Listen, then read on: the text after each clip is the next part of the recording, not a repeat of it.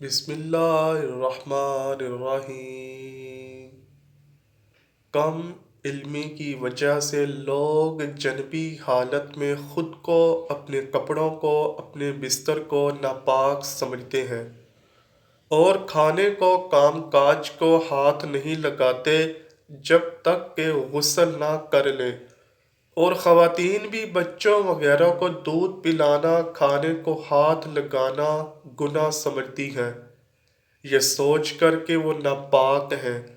اور کچھ عورتیں سمجھتی ہیں کہ غسل کے بنا آٹا گوندنے سے بے برکتی ہوتی ہے، حالانکہ شریعت محمدی صلی اللہ علیہ وآلہ وسلم اس جہالت کا رد کرتی ہے، اور اس سلسلے میں اللہ کے پیارے نبی حضرت محمد صلی اللہ علیہ وآلہ وسلم کی بہت سی صحیح اور مستند احادیث مبارکہ موجود ہیں۔ ہم بستری کرنے کے بعد مرد یا عورت کے لیے صرف نماز، طواف اور مسجد میں ٹھہرنا حرام ہے، اور اس کے علاوہ باقی تمام کام کرنا جائز ہے۔ مرد و خواتین پر کہیں بھی ایسی کسی پابندی کا ذکر نہیں، بلکہ غسل کرنے سے پہلے بھی جنابت کی حالت میں ہی تمام لوگ عام روٹین کے کام کاج کر سکتے ہیں۔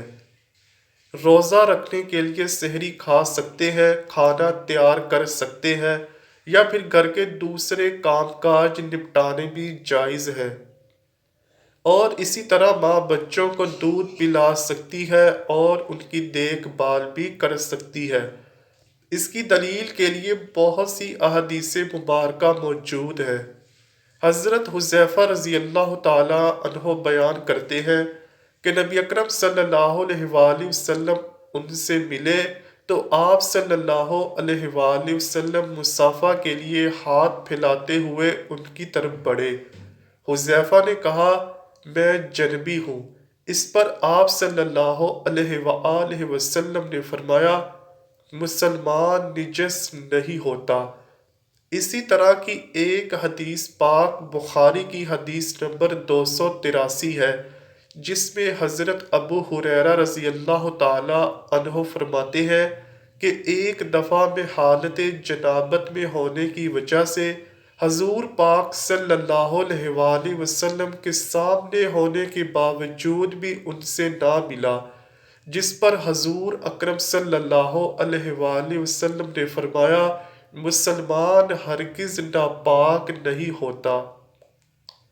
حافظ ابن حجر رحمۃ اللہ علیہ فتح الباری میں کہتے ہیں کہ اس حدیث میں اس بات کا جواز پایا جاتا ہے کہ غسل جنابت کو اس کے واجب ہونے کے اول وقت میں تاخیر کی جا سکتی ہے، اور اس کا بھی جواز ہے۔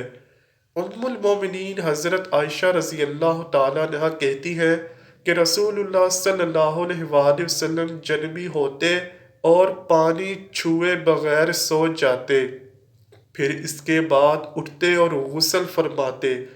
کسی نے حضرت عائشہ صدیقہ رضی اللہ تعالیٰ عنہا سے سوال کیا کہ اے عائشہ رضی اللہ تعالیٰ عنہا، حضرت محمد صلی اللہ علیہ وآلہ وسلم ہم بستری کے بعد نہا لیا کرتے تھے یا ویسے ہی سو جایا کرتے تھے؟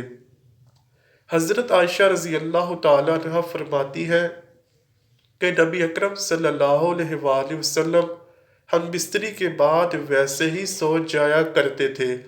جب مؤذن رسول صلی اللہ علیہ وآلہ وسلم فجر کی اذان دینے کے لیے آتے تو حضرت محمد صلی اللہ علیہ وآلہ وسلم غسل کر کے جسم کو خشک کرنے کے بغیر ہی مسجد میں تشریف لے جاتے اور نماز فجر کی جماعت کرواتے، اور میں بھی گھر میں آپ صلی اللہ علیہ وآلہ وسلم کی آواز سنتی رہتی تھی۔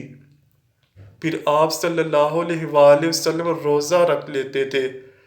کسی نے عامر رضی اللہ تعالی عنہ سے پوچھا، کیا یہ روزوں کے مہینے میں ہی ایسا ہوتا کہ یا عام معمول میں بھی یہی ہوا کرتا تھا؟ تو حضرت عامر رضی اللہ تعالیٰ عنہ نے فرمایا کہ روزوں کے علاوہ بھی ایسا ہی ہوا کرتا تھا۔